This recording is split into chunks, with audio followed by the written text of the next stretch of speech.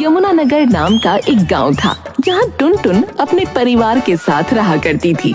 टुनटुन बहुत मोटी थी और उसी के पड़ोस में रहती थी चुनमुन, जो कि बहुत पतली थी।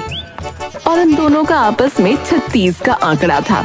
दोनों अगर एक दूसरे को देख भी लेती तो आग बबूला हो जाती थी।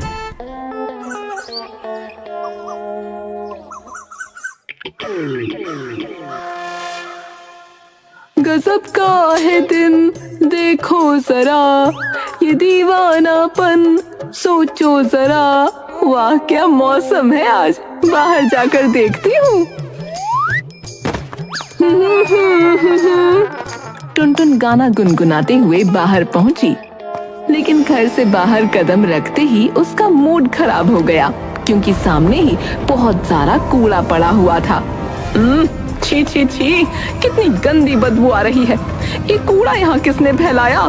मेरा अच्छा खासा दिन बर्बाद कर दिया। तभी उसकी नजर पड़ोस में अपने दरवाजे पर खड़ी चुनमुन पर पड़ी। क्यों रे, ये तूने ही किया है ना? किस जन्म का बदला ले रही है तू मुझसे?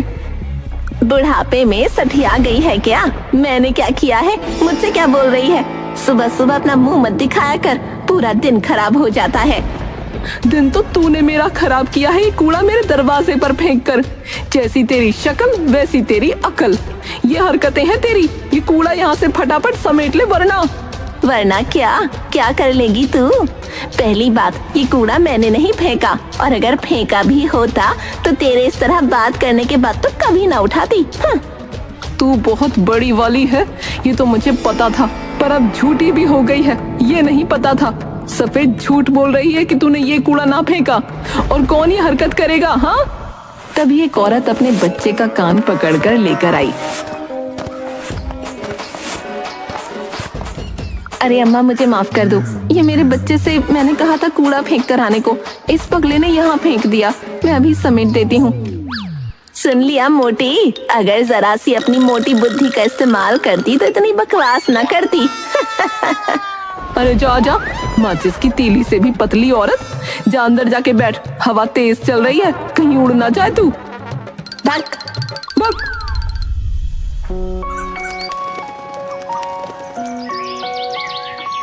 एक दिन चुनमुन का प्रिय मुर्गा, जिसका नाम चीकू था, गलती से टुनटुन के आंगन में चला गया।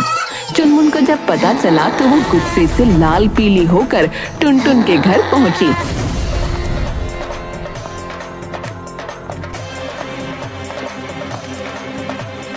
ओ टुनटुन, मेरा चीकू कहाँ है? कौन चीकू? चीकू वो जो तेरे सिर पर मंडराता है? नाटक मत बना, मेरा मुर्गा इधर आया था, जल्दी लौटा दे, नहीं तो मुझे पुलिस बुलानी पड़ेगी। अरे तेरे उस मरियल मुर्गे को मैं क्यों छूंगी?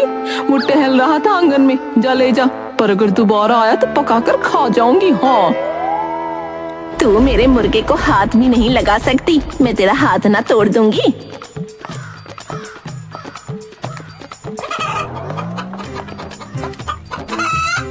उस समय तो चुनमुन अपना मुर्गा लेकर चली गई, लेकिन दूसरे दिन उसका मुर्गा फिर से गायब हो गया।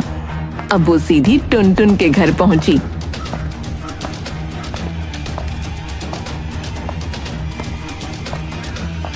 मेरा मुर्गा फिर से गायब है, सच सच बता दे, कहाँ छिपाया तूने? कहीं तूने उसे पका तो नहीं दिया? अरे वाह, क्या सोच है रे तेरी, लेकिन ये पकोड़े हैं, मुर्गा नहीं। हाँ। झूठी, मुर्गा चुरा कर ऐसे मासूम बन रही है। अरे तू खा के देख, पकोड़े ही हैं। अगर तेरे मुर्गे जैसा स्वाद आया तो तू मुझे जेल भिजवा देना, और नहीं आया तो मैं तुझे जेल भिजवा दूंगी, ठीक? तभी दोनों की बहुएं रीना और प्रिया वहाँ आ गईं। अरे माँ जी, आप यहाँ लड़ने क्यों आ गईं? ये मोटी मेरा मुर्गा मारकर खा रही है। नहीं नहीं, मेरी सास ऐसा नहीं कर सकती। अरे तो पागल है। माँ जी, आपका मुर्गा पीछे वाले खेत में टहल रहा है। चुनमुन, तेरे मुर्गे को शायद मैं माफ कर दूं, लेकिन अगर तू दोबारा मेरे घर में आई तो तुझे पकाकर खा जाऊंगी मैं। चल भाग यहाँ से। रीना चुनमुन को लेकर अपने घर आ गई।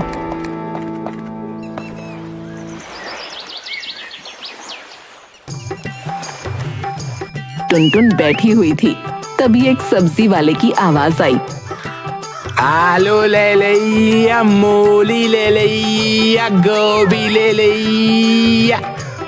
सब्जी वाले की आवाज सुनकर टुनटुन फौरन बाहर पहुंची। अरे आलू मूली गोभी सब बेच रहे हो, टमाटर नहीं है क्या? क्यों नहीं, बिल्कुल है, लेकिन बस थोड़े से बचे हैं। हाँ तो ला, टमाटर मुझे दे दे, आज आलू टमाटर की सब्जी बनवाऊंगी बहू से। सब्जी वाला टुनटुन को टमाटर देता उससे पहले ही चुनमुन वहाँ आ धमकी और बोली, अरे ओ सब्जी वाले, टमाटर मुझे दे, तेरी सबसे पुरानी ग्राहक हूँ मैं। पुरानी ग्राहक है तो क्या, टमाटर पहले मैंने चुने हैं। अरे तू क्या कहीं की सेठानी है जो एक चीज को चुन लिया तो वो तेरी हो गई? चल हट पीछे, टमाटर मैं लूंगी। तू हट जा पीछे, वरना इन्हीं टमाटरों से तेरा मुंह लाल कर दूंगी। अरे अम्मा, लड़ो मत, टमाटर थोड़ा ही है, आपस में बांट लो। बांटने को कह रहा है? पहले से इतने छोटे से टमाटर हैं, जरा से लेकर क्या चटनी बनवाऊंगी? दोनों की बहुएं भी आकर लड़ाई सुलझाने की कोशिश करने लगी, लेकिन ये लड़ाई रुकने का नाम ही नहीं ले रही थी। अरे आप लोग हमेशा लड़ती क्यों रहती हैं? टमाटर नहीं हो गए, सोना हो गया। तभी वहाँ एक औरत आई और चुपचाप टमाटर खरीद कर चली गई। अरे ये क्या हुआ? तेरे चक्कर में सब टमाटर चले गए, ना मुझे लेने दिए ना खुद ले पाई। अब क्या करेगी तू? मेरे पास तो टमाटर पहले से ही है, मैं तो बस तुझे तंग करने आई थी। और वैसे भी तू इतनी मोटी है, और टमाटर खाएगी तो फूल जाएगी। मैं तुझे छोड़ूंगी नहीं बेटा, सबका दिन आता है। टुनटुन गुस्से से पैर पटकती हुई घर चली गई और चुनमुन अपनी जीत का जश्न मनाते हुए अपने घर चली गई।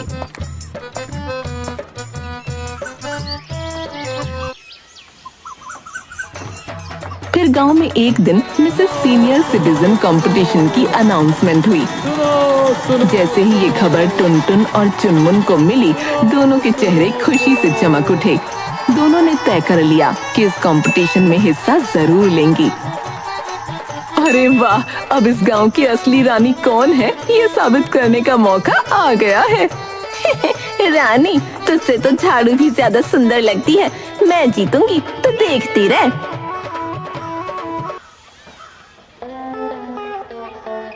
रामप्रसाद, जो हमेशा सबकी तारीफ करके अपना काम बनाता था, दोनों के पास बारी बारी गया। टुनटुन, तुम्हारा स्टाइल और पर्सनालिटी तो गजब का है, ये कंपटीशन तो तुम्हारे ही नाम है। हाँ सही कहा रामप्रसाद तुमने। अब मैं जाकर अपनी तैयारी शुरू करती हूँ, वरना वो कल मुही माचिस की तीली मुझसे आगे निकल जाएगी।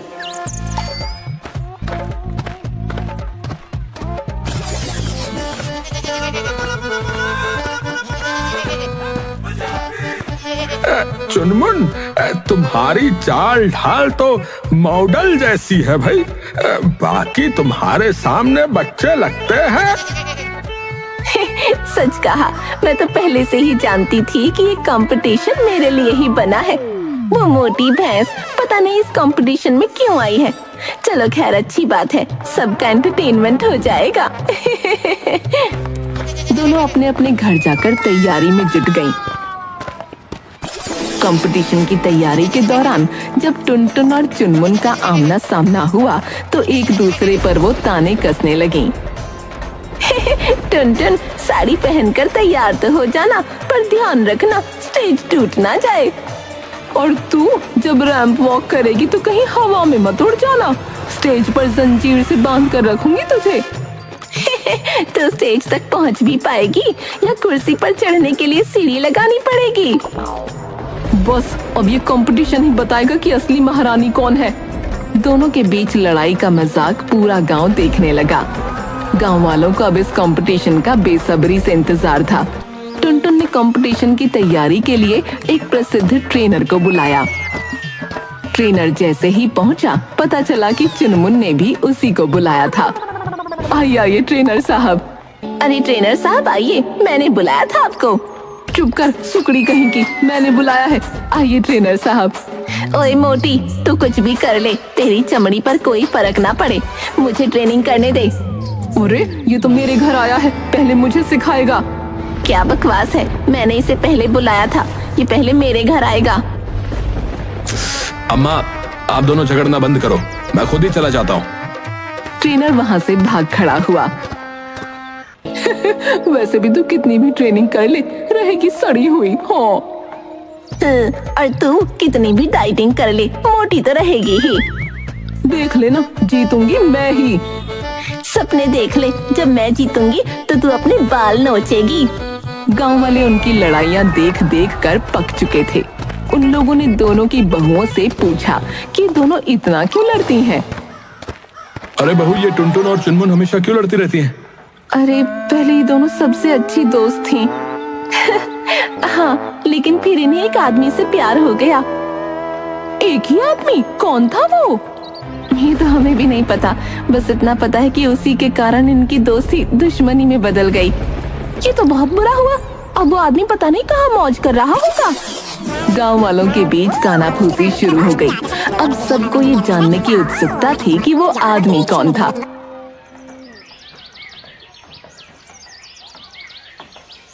फिलहाल कंपटीशन का दिन आ गया। स्टेज पर रंग बिरंगी सजावट और मजेदार माहौल था। लोग प्रतियोगियों की रैंप वॉक देखकर खूब हंसी ठिठोली कर रहे थे। और अब हमारी अगली प्रतिभागी हैं चुनमुन। चुनमुन स्टेज पर जाने ही वाली थी कि अचानक उसकी सैंडल टूट गई। वो परेशान होकर बाकी पार्टिसिपेंट से सैंडल मांगने लगी, लेकिन किसी ने उसकी मदद नहीं की। अरे बहन, अपनी चप्पल दे दे, मेरी रैंप वॉक खराब हो जाएगी। नहीं दे सकती, मेरी खुद की जरूरत है, तुम तोड़ दोगी। अरे तू बिना सैंडल के चली जा चुनमुन, वैसे भी तेरे जैसी शक्ल है तो जीतने तो वाली नहीं है। चुनमुन रोने लगी। तभी टुनटुन उसके पास आई। और अब हमारी अगली प्रतिभागी हैं चुनमुन। ले चुनमुन, मेरी चप्पल पहन ले। तू मुझे चप्पल दे रही है अपनी? हाँ, अब एक भिखमंगी की मदद मेरी जैसी दयालु औरत ना करेगी तो कौन करेगा? उस समय चुनमुन के पास जवाब देने का समय नहीं था। वो फौरन सैंडल पहनकर रैंप वॉक करने चली गई। चुनमुन ने आत्मविश्वास के साथ रैंप वॉक की। इसके बाद टुनटुन ने भी अपनी बारी पर शानदार प्रदर्शन किया। आखिर में एंकर ने कंपटीशन का रिजल्ट अनाउंस किया। और हमारी मिसेस सीनियर सिटीजन है मैं हमारी मिसेस सीनियर सिटीजन है चुनमुन। चुनमुन अपना नाम सुनकर खुशी से रोने लगी। पूरा गांव तालियों से गूंज उठा। बधाई हो चुनमुन, तुमने सच में अच्छा किया। मैं ये तुम्हारी वजह से ही तो जीती हूँ। अगर तुमने अपनी सैंडल मुझे ना दी होती तो मैं तो रैंप वॉक ही ना कर पाती। पर तुमने मेरी मदद क्यों की? क्योंकि कभी तू मेरी दोस्त थी और आज भी कहीं ना कहीं मैं तुझे अपनी दोस्त मानती हूँ। सच में लीला, तुम मुझे दोस्त मानती हो, इसलिए तुमने ये किया। हारने का थोड़ा बुरा तो लग रहा है, लेकिन कोई बात नहीं। कभी कभी इंसान को अपनी नफरत और दुश्मनी एक तरफ रखकर कुछ ऐसे काम करने चाहिए जिससे वो कम से कम अपने आप से नजर तो मिला पाए। ये सुनकर सबने खूब तालियां बजाईं और टुनटुन की भरपूर तारीफ करी। हम तो अम्मा को बहुत बड़ा वाला समझते थे यार, पर ये तो बहुत अच्छी निकली है। लेकिन इसी बीच चुनमुन और टुनटुन ने सालों पुरानी बातों का सामना करने का फैसला किया। लेकिन एक बात बता, जब मैं राम प्रसाद को पसंद करती थी तो तू बीच में क्यों आई? मैं कहाँ बीच में आई? उसने तो मुझसे जीने मरने के वादे किए थे। क्या? तुझसे भी? जीने मरने के वादे तो उसने मुझसे भी किए थे। गांव वाले ये सुनकर हैरान रह गए कि वो आदमी राम प्रसाद था जिसके चक्कर में ये दोनों लड़ बैठी। तभी राम प्रसाद वहाँ से भागने लगा, लेकिन टुनटुन और चुनमुन ने उसे पकड़ लिया। मुझे माफ कर दो, जवानी में मुझसे गलती हो गई थी। तेरी जवानी की गलती को हम दोनों ने इतने सालों तक भुगता। अब तू अपनी जवानी की गलती का खामियाजा बुढ़ापे में भुगतेगा। हाँ। ये कहकर दोनों ने राम प्रसाद की जमकर पिटाई कर दी। आई, ओई, गांव वाले